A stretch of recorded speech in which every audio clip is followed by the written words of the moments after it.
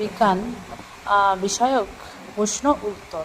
এখান থেকে আমরা জানতে পারবো যে আমাদের আসল পরিচয় কী এবং আমাদের ধর্ম কী এবং আমাদের দেহের ধর্ম কী, এগুলো সবই আমরা এখান থেকে শিখব। তো এখানে বলা হচ্ছে আমি কে। আমি বলতে এখানে আমি চিন্ময় আত্মা, স্থূল জড়দেহ নই। আত্মা কি? জীবাত্মা পরমেশ্বর ভগবানের শ্রীকৃষ্ণের নিত্য অবিচ্ছেদ্য অংশ। আত্মার নিত্য ধর্ম কি? ভগবান পূর্ণ আত্মা, তার অংশ। তাই জীবাত্মার নিত্য ধর্ম হচ্ছে ভগবানের সেবা করা, কেননা অংশের কাজ হচ্ছে পূর্ণের সেবা করা। মনের ধর্ম কি? মনের ধর্ম সংকল্প ও বিকল্প।